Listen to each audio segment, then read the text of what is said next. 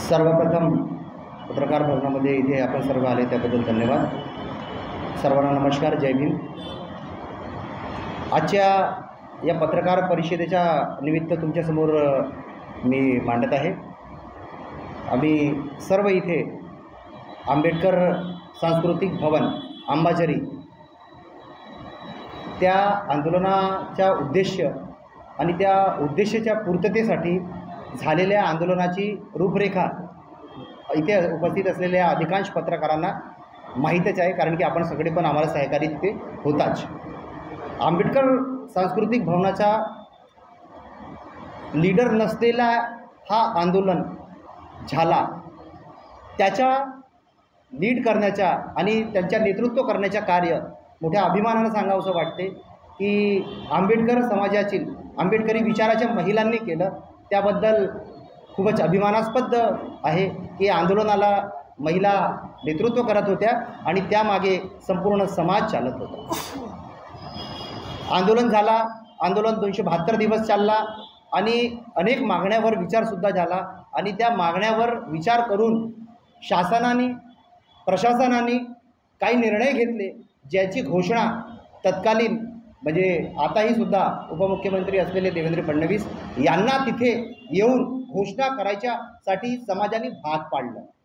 अशा प्रकारचा तो आंदोलन होता आणि तो कुठलाही नेता नसलेला आंदोलन होता, समाजाचा आंदोलन होता, जो समाजासाठी केला गेला होता आणि समाजाच्या द्वारे केला गेला होता.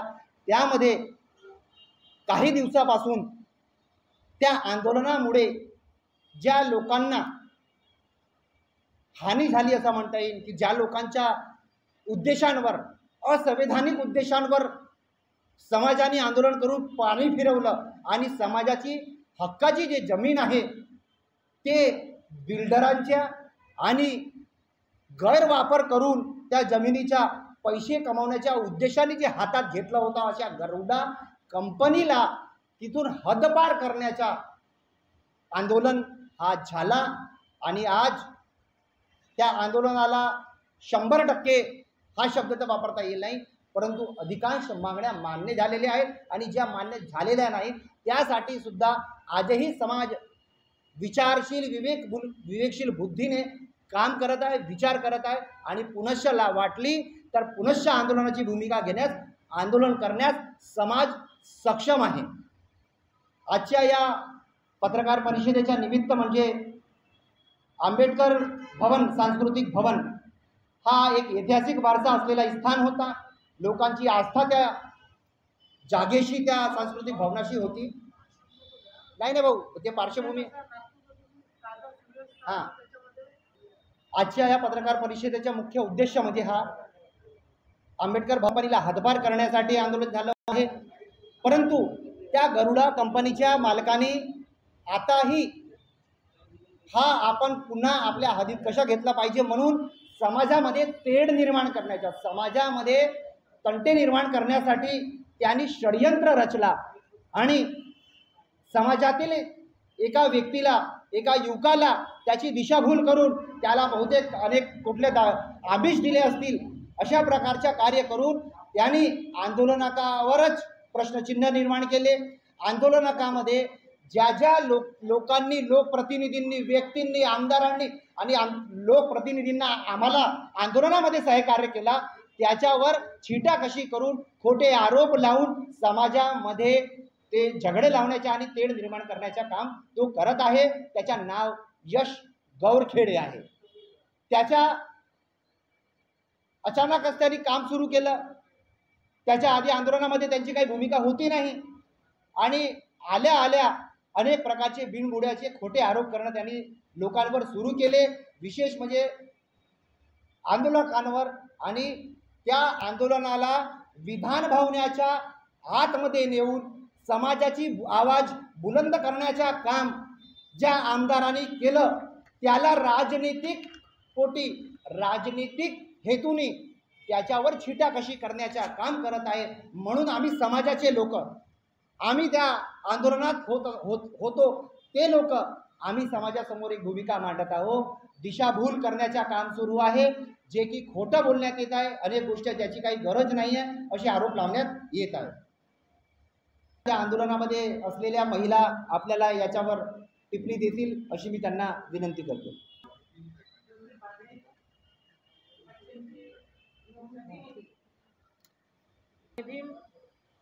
तुमचं अंबाझरी सांस्कृतिक भवन याबाबत तर मला वाटते सर्व पत्रकारांना ही फार चांगल्या प्रकारे माहिती आहे आणि मी कुठल्याही पॉलिटिकल भाषेत इथे बोलत नाही आहे. मी एक जनप्रतिनिधी आणि माझ्यावर झालेला आघात हा तुमच्या समोर व्यथित करते आहे.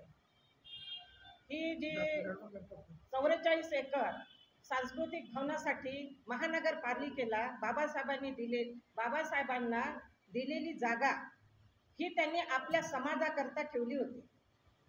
ती अनेक वर्षापासून तशीच पडलेली होती.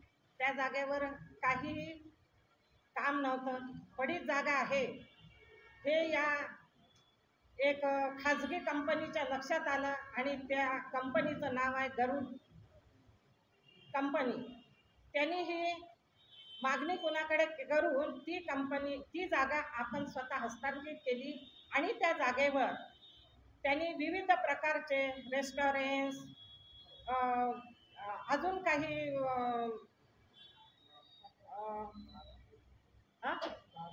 बार असे समाजाच्या हिताचे नाही असे अनेक कार्यक्रम तिथे त्यांनी तयार करायचा जुटवून त्यांनी कामाला सुरुवात केली. आणि तो पिरियड होता करोना काळाचा. त्या पिरियडमध्ये आपल्या समाजाला काहीही माहीत नव्हतं आणि नंतर हळूहळू काही समाज तिथे जायला लागले. त्यावेळेस त्या ठिकाणी टिनाचं भव्य सव्य स्वरूप दिसलं. त्यावेळेस काही माझ्यासारख्या लोकांनी की इथे आता आपल्या बाबासाहेबांची जागा होती, इथे काय स्मारक बनून राहिलं का? तेव्हा आमच्या लक्षात आलं की ते स्मारक नाही, तिथे मोठमोठे हॉटेल रेस्टॉरंट लोकांना लॉजिंग बोर्डिंग ह्या तिथे व्यवस्था होऊन राहिलेत आहे. मग आमच्या काही भगिनींनी हा प्रचार प्रसार आपापल्या विहारामध्ये जाऊन केला. त्या माध्यमातून सगळे आमचे बहुजन समाजाचे लोक एकत्रित झालेत आणि त्या गरुड कंपनीचे जे मालक आहेत नरेंद्र जिचकार यांना प्रश्न विचारला की बाबा हे काय? तर ते म्हटले की नाही, ही माझी जागा आहे, याचं मला बांधकाम करायची परमिशन मिळालेली आहे. त्यानंतर आमच्या समाजाने एक बैठक घेतली आणि त्या बैठकीमध्ये विचार केला की ही जागा तर महानगरपालिकेने आपल्या परमपूज्य डॉक्टर बाबासाहेब आंबेडकरांना दिली होती. मग इथे हे जे उद्यानात होऊन राहिलेलं आहे, इथे बिअर बारचे दुकानं किंवा अजून हॉटेलिंग होऊन राहिले, हे कसं काय? मग ते कोणीच आम्ही जनता आमचं ऐकायला तयार नव्हती. म्हणून आम्ही त्या एक टिनाचं सेट टाकून आंदोलनाला सुरुवात केली. त्यावेळेस आम्ही कुठल्याही आमदार खासदार किंवा पॉलिटिकल्सचं आम्ही काहीही मदत न घेता फक्त ती जागा आमच्या समाजाची आहे आणि आमची आहे म्हणून तिथे आंदोलनाला सुरुवात केली. हे आंदोलनाला सुरुवात करत असताना 272 दिवस झाले तरी आम्हाला त्याचं कुणीच येऊन समाधान केलं नाही. त्याच्यानंतर मग आम्ही ती केस कोर्टात दाखल केली. कोर्टात दाखल केल्याच्या नंतर कोर्टाने असा निर्णय दिला की गरुड कंपनीने ती जागा, तिथे बाबासाहेबांचं भवन होतं, तर आम्ही आक्षेप घेतला की ही भवन गरुड कंपनीने पाडलेलं आहे. तर त्यांनी कोर्टामध्ये सांगितलं की नाही, आम्ही ते भवन पाडलं नाही, वारा आला आणि वाऱ्याने पडलं ते. असं कोणी सांगितलं? गरुड कंपनीच्या नरेंद्र जिचकार मालकाने. मग त्यावर आमच्या तिथे हे झाले आहे, कोर्टाने आम्हाला बोलवलं. तर त्यावेळेस आम्ही तिथे बोलले की नाही, हे ह्यानीच पाडण्यात आलं. तेव्हा कोर्टाने सुद्धा न्याय दिला की हे कुठल्याही हवेनी पडलेलं नाही, तर हे गरुड कंपनीच्या जिचकार मालकानेच हे त्यांच्या काही जे लोक आहेत त्यांच्या मार्फत ते बुलडोजर लावून ते तिथले बाबासाहेबांची विरासत जे समाजासाठी दिलेली होती ती पाडण्यात आली. मग आम्ही जनता परत आक्रोशात्मक तिथे बसलो आणि न्याय मागितला की ही जमीन पूर्ववत आम्हालाच देण्यात यावी. त्याच्यानंतर परत कोर्टाने आम्हाला ती 14 एप्रिल 21ला कोर्टाने आम्हाला ती परमिशन दिली, जागा तुम्ही तिथे पूजा करायला. त्यावेळेस आम्ही ते दार उघडून 14 एप्रिलला परमपूज्य डॉक्टर बाबासाहेब आंबेडकरांना नमन करून तिथे आम्ही पूजा केली. त्यानंतर मग परत आम्हाला असं वाटलं की बा झालं आता ही आपल्याला जागा मिळाली. नंतर आम्ही आमच्या सरकारकडे निवेदन केलं. त्यावेळेस तत्काल मुख्यमंत्री देवेंद्र फडणवीस यांना आम्ही निवेदन दिले. संविधान चौकामध्ये आमची सभा बोलवली. त्या सभेला कमीत कमी 200 ते 2,500 लोक होती. ऊन पारा पाऊस याची आम्ही काही न पर्वा करता फक्त त्या जमिनीकरता आम्ही तिथे बसलो की ती आमची नाही, आमच्या समाजाची आहे आणि समाजाकरता आम्ही तिथे काहीतरी करू. त्यावेळेस फडणवीस साहेब बोलले की नाही, मी तिथे येत नाही, तुम्ही माझ्या कार्यालयात या. त्यावेळेस आमचे 5 प्रतिनिधी कार्यालयात गेले. त्यावेळेस ते बोलले की ही समाजाकरता मी आहो, तुमच्या समाजाची जागा ती तशीच सुरक्षित राहील आहे. तुम्हाला मी माझ्या सरकारकडनं 10 लाख रुपये देऊन आणि सरकारकडनं त्या जागेचं बांधकाम करून घेईल असं आश्वासन तत्कालीन मुख्यमंत्री देवेंद्र फडणवीस साहेबांनी दिलं. त्याच्यानंतर आम्ही गप्प बसलो. पण आता अलीकडच्या काळामध्ये एक नवीन काही निदर्शनास आलं आहे आम्हाला की ह्या गरुड कंपनीचे जे मालक आहे नरेंद्र जिचकार, त्यांचा कोणीतरी एक सेक्रेटरीच म्हणावं, ते अशी अफवा करून राहिलेत आहे की ही जागा फक्त आमची आहे, तुमची नाही. आणि समाजामध्ये जाऊन पम्पलेट छापून लोकांना पत्रिका देऊन की हा नरेंद्र जिचकार भाऊ हा तुमचा आहे आणि तुम्हालाच मदत करल, इतर कोणीही तुम्हाला मदत करू शकणार नाही, अशा प्रकारची अफवा त्या आमच्या बहुजन समाजामध्ये जो पसरवत आहे. त्यामुळे साहजिकच बहुजन समाजामध्ये तीळ निर्माण होईल आणि बहुजन समाजाच्या भावना दुखावल्या जातील. आणि आपल्या जे आता आम्ही DCP साहेबाला जे निवेदन दिलं की ही सुव्यवस्था आहे ही कोलमंडून जाईल, त्याच्याकरता असं काही व्हायला नको. त्याकरता तुम्ही जो यश गौरखेडे आहे हा मेन तिथला आहे, जो ही सगळी अफवा तयार करून राहिला आणि समाजाला गुमराह करून राहिलेला आहे. याचं चौकशी करून त्यांना तात्काळ काहीतरी न्याय आम्हाला मिळवून द्यावा. त्याकरता आम्ही आजची ही पत्रपरिषद करता इथे आमच्या मंचावर बसलेले सगळे पदाधिकारी आणि आम्ही तुम्हाला इथे हे निवेदन दिलेलं आहे. जय भीम, नमो बुद्धाय. प्रकरणाबद्दल सविस्तर माहिती विवेक निकोशीची आईने दिलेली आहे. जेव्हा की महाराष्ट्र शासनाने ह्याकरिता 10 करोड रुपये मंजूर करून याचा टेंडर काढलं आणि ह्या महाराष्ट्र शासनाने जो निधी दिला, तर ह्या शहरातले जे स्थानिक आमदार आहेत त्या स्थानिक आमदाराचा कडून प्रत्येकाकडून 2-2 कोटी घेतले. आता ज्या प्रकारे नरेंद्र जिचकार ह्या प्रकारची पुस्तक छापून की आम्ही स्मारक तयार करणार आहोत अशा प्रकारची जो तो बतावणी करत आहे आणि मी जे कार्य करत होतो ते अत्यंत चांगले होते अशा प्रकारचा लोकांमध्ये समाजामध्ये पसरवत होतो आणि त्याकरता त्यांनी गुंडांनाही पाठवलं. आताच ते आईने सांगितलं. मी आपणास काही गोष्टी सांगू शकतो. आताच माझ्याकडे हा महाराष्ट्राचा टेंडरचा हे आहे जे तुमच्याजवळही आहे. याच्यामध्ये टेंडर व्हॅल्यू जी आहे ती 7 करोड 32 लक्ष रुपयाची आहे आणि त्याची प्री बिडिंग मीटिंग 25 सप्टेंबरला झाली आणि त्याचा ओपनिंगही झाला. माझा म्हणण्याचा अर्थ असा की जेव्हा महाराष्ट्र शासनाने ह्याकरता स्मारकाकरता पैसे दिलेले आहेत, त्याचा टेंडर कॅन्सल केलेला आहे, त्यानंतरही तो अशा प्रकारच्या समाजामध्ये पसरवून काय साध्य करणार आहे त्याने ते त्यालाच माहिती. दुसरी गोष्ट, जे ह्या आंदोलनामध्ये बाबासाहेबाच्या आंबेडकराचा स्मारकाचा आंदोलनामध्ये ज्यांनी भाग घेतला त्यांच्याच विरोधामध्ये त्यांनी समाज माध्यमातून विष पेरण्याचा कार्यक्रम चालवला आहे. याच्यामध्ये प्रामुख्याने किशोरजी गजबी यांनाही मागे ह्याच टिळक भवनामध्ये त्या यश गौरखेडे नावाच्या गुंडांनी आणि त्याच्यासोबत आलेल्या महिलांनी मारहाण केली हे तुम्हालाही माहीत आहे. ज्या विकास ठाकरेंनी विधानसभेमध्ये हा प्रश्न उचलून धरला, एकदा नव्हे दोनदा नव्हे तर तीनदा प्रश्न उचलून धरला, त्याच्याबद्दलही की हा फक्त मताचा राजकारण करत आहे अशा प्रकारचा पसरवून त्यांनाही धमक्या देण्याचा प्रयत्न त्यांच्या माध्यमातून सुरू आहे.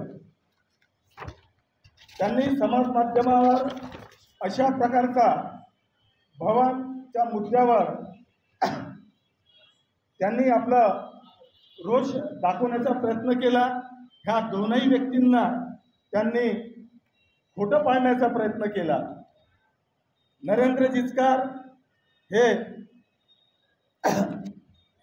जन संवाद यात्रेतून, जन आशीर्वाद यात्रेतून लोकांना खोटा प्रसार करून हे कशा प्रकारे यांचा जो उद्देश होता तो उद्देश यांनी संपवण्याचा प्रयत्न केला.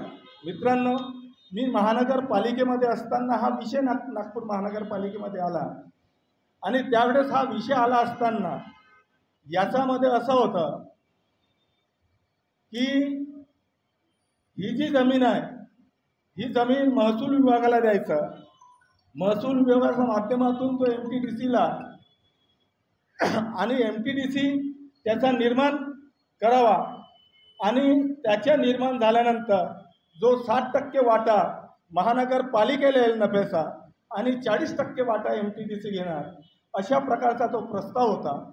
आणि तो प्रस्ताव नंतर शासनाकडे जाऊ, आता त्या शासनामध्ये कोण कोण होते हे तुम्हालाही माहीत आहे, कारण की स्पष्ट आरोप करताना त्याचं काहीतरी सबूत पाहिजे.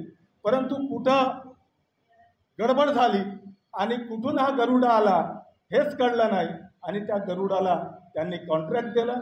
त्यांनी अत्यंत निर्दयीपणे हे तोडून टाकलं आणि त्याकरता तोडलं तर तोडलं आणि ज्यांनी हा तोडलं त्यांच्या विरोधात जाण्यापेक्षा का तोडलं म्हणून विचारण्याच्या विरोधात आहे जाण्याचा कार्यक्रम नरेंद्र जिचकारच्या माध्यमातून, गुंडाच्या माध्यमातून ते करत आहेत.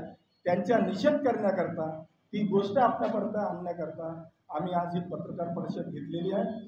त्याबद्दल आम्ही पोलीस उपायुक्तांनाही निवेदन दिलेलं आहे, महानगरपालिकेच्या आयुक्तांनाही निवेदन दिलेलं आहे आणि लवकरच याच्यावर आणखी निर्णय होईल. ज्या प्रकारची ही दीक्षाभूल करण्याचा कार्यक्रम नरेंद्र जिचकार आणि त्याची टीम करीत आहे त्याचा आम्ही निषेध करतो. धन्यवाद. पैदा झाला, त्याला तो पैदा झाला नाही तर त्याला पैदा करण्यात आला. आता तो पैदा का करण्यात आला? कारण की ज्याची म्हणजे ज्याला तो कॉन्ट्रॅक्ट 90 वर्षाची जी लीज मिळाली होती नरेंद्र जिचकारला, त्याच्यामुळे तो खवळला आणि शासनाने स्वतः तिथं आपलं इंटरेस्ट टाकून समाज भवन स्मारक तयार करण्याचा केलं. आता ह्या एच गोरखेड्याला त्यांनी सामोर आणून, जो एच गोरखेडे या कुठल्याही भागामध्ये त्याचा काही रोल नव्हता, आंदोलनामध्ये काही रोल नव्हता. आता मला एक सांगा, काय यांनी काय चुकी केली काय आंदोलनकर्त्यांनी?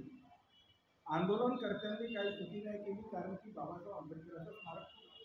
त्यानंतर यांनी एच गोरखेडेंनी तिथं पुन्हा काही लोकांना जमा करून आंदोलन सुरू करण्याचा प्रयत्न सुरू केला आणि सुरूच नाही केला तर त्यांनी अरेरावी केली.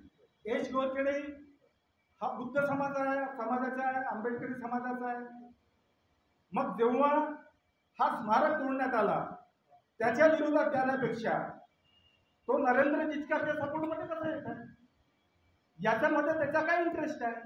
जर आंबेडकर स्मारक तुटला तर त्याच्यामध्ये चीड निर्माण व्हायला पाहिजे, परंतु त्याच्यामध्ये चीड निर्माण नाही झाली. उलटा तो ह्या लोकांना शिव्या देऊन राहिला. उलटा इथं किशोर गजबींना महिलांना जमा करून चपला मारायला लावला. याचा अर्थ काय? याचा अर्थ असा की नरेंद्र जिचकारनी त्याला काहीतरी आर्थिक प्रलोभन देऊन याच्यामध्ये उतरवलं. नाहीतर आंबेडकरी समाजाचा माणूस प्रत्येक माणूस खबळलेला होता की आंबेडकर स्मारक का तोडलं. याचा नंतरही जर काय आणखी विचार असेल तर विचारू शकतो. स्वातंत्र्याला कोणालाही भेटायला जाऊ शकतो. केलं, आंदोलन केलं तिथं. अहो, आंबेडकर स्मारक तुटल्यानंतर तो स्वतःला आंबेडकरी वादी समजते आणि त्याच्या किशोर गजबेंनी मागे ते सर्व डॉक्यूमेंट क्यों होना, कोर्ट पूछेंगे ना, कोर्ट पूछेंगे उनको. जो लोग गए हैं ना, जो कोर्ट में एविडेंस है, तो गए हैं ना लोग, कोर्ट में गई है ना केस. किसने किसको जमीन दिया और किधर से किधर गई और कैसा छोड़ के समाज को गुमराह करने का क्या चल रहा है. अरे ये बाजू की जमीन गई, आंबाझरी की जमीन गई, 130 एकड़ की जमीन. अभी परसों के दिन में तो तुम्हारा नवभारत में बड़ी न्यूज है. पालक मंत्री कोई रहे या कुछ भी रहे, जिसको लगता है कि अच्छा काम करना चाहिए तो वो करने की कोशिश कर रहे हैं. पेपर से कोई लेना देना नहीं है.